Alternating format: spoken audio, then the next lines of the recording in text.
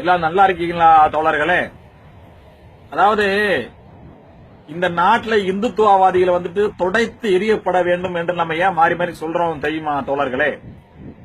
அதாவது நம்ம இந்த மத்திய அமைச்சர் பொன்னார் இருக்காருல்ல, அவர் வந்துட்டு ஒரு ஏன்னு சொல்லிட்டு ஒரு கேள்வி எழுப்பியிருக்காரு. என்ன கேள்வி எழுப்பியிருக்காருன்னா, பொதுவான போராட்டம் சொன்னீங்களே அந்த இடத்துல எதுக்கு நீங்க தொழுதீங்கன்னு கேட்கிறாரு.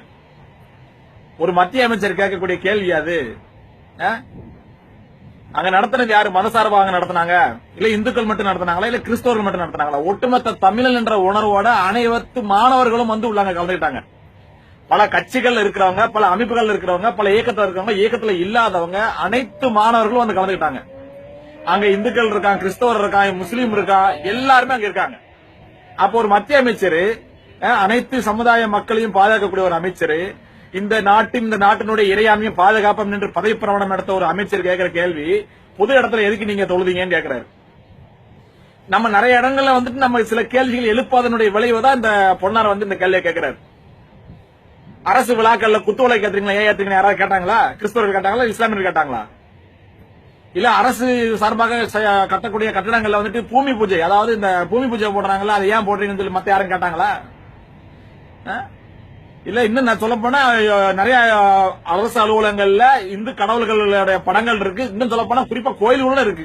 மக்கள் யாராவது கேட்டாங்களா? அதை பத்தி யாராவது கேள்வி கேட்டாங்களா? அப்ப மதத்தை வைத்து யார் அரசியல் பண்ற, யார் மதவெறி கும்பல் அப்படின்னு நீங்க புரிஞ்சுக்கங்க. நம்ம சொல்றோம் இல்லையா, இந்து வேறு இந்துத்துவ வேறுன்னு சொல்லிட்டு, இது இதற்கு பொருந்தும்.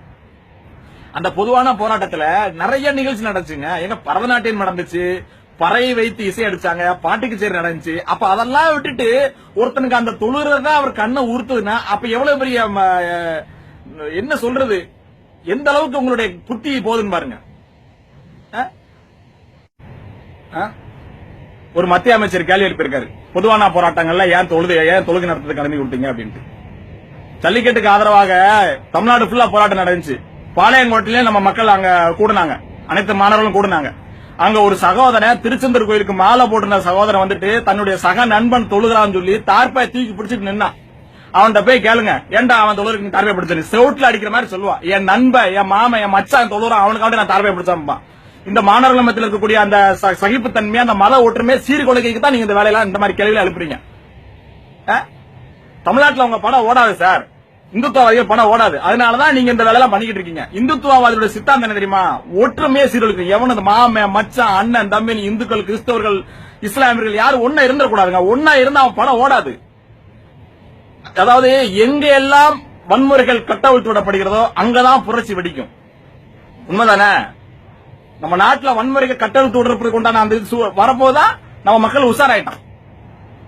உலகமே வியப்பா இருந்துச்சுங்க தமிழ்நாட்டில் நடந்த இந்த ஜல்லிக்கட்டுக்கு ஆதரவாக. நமக்கு பெருமையா இருந்துச்சு, உண்மையில பெருமையா இருந்துச்சு. மத்த நாட்டுக்காரன் பார்த்துட்டு ஆச்சரியப்படுறான், உலகத்துக்கு எடுத்துக்காட்டாக தமிழக மாணவர்கள் அப்படின்ட்டு. 6 நாள் ஆகுது, ஒரு அசம்பாதம் இல்ல, ஒரு கல்லறி இல்ல, ஒரு கடவுடப்பு இல்ல, யாருக்கு எந்த பாதிப்பும் இல்ல. மாமனும் மச்சனும் அண்ணனும் தம்பியுமா அப்படி ஒற்றுமை உட்காந்து அவங்களோட நோக்கம் என்ன? எங்களுக்கு எங்க ஜல்லிக்கட்டை கொடு. மத்திய அரசை கண்டிக்கிறாங்க, மாநில அரசை கண்டிக்கிறாங்க, சிஎம் கண்டிக்கிறாங்க, பிரதமர் கண்டிக்கிறாங்க. ஒரு அசம்பாதம் இல்ல. இது அப்படியே அமைதியா முடிஞ்சிருச்சுன்னா இது வரலாற்று சம்பவமாக மாறிடும் சொல்லிட்டு அதுல ஒரு கருப்பு மையம் வைக்கணும்னா கடைசி லாஸ்ட்ல 18 மணி நேரத்துல உங்களுடைய ஆட்டத்தை நீங்க காமிச்சீங்க. எல்லாத்தையும் பண்ணி முடிச்சுட்டு அது அப்படியே மத கலரமாக மாத்திரம் அப்படின்ட்டு அப்படியே ஒவ்வொரு பக்கமும் ஒவ்வொரு ஆளுமா அப்படியே சமூக விரோதி வந்தாங்கன்றீங்க, அவங்க வந்தாங்க, எல்லாம் வராங்க தெரியல, வரங்களை பிடிச்சி உள்ள போட வேண்டியதானே. இப்ப எல்லாம் முடிஞ்சதுக்கு அப்புறம் அப்படியே இது பண்றாங்க.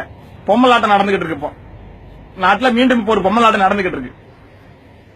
புரிஞ்சுக்கங்க, மதத்தை வச்சு யார் அரசியல் பண்றா, யார் இந்த நாட்டுக்கு தேவை இல்ல, யாரை நம்ம இந்த தமிழ்நாட்டுல புடைச்சி எரியணும் அப்படின்ட்டு மாணவர்கள் தீர்மானிச்சிட்டாங்க.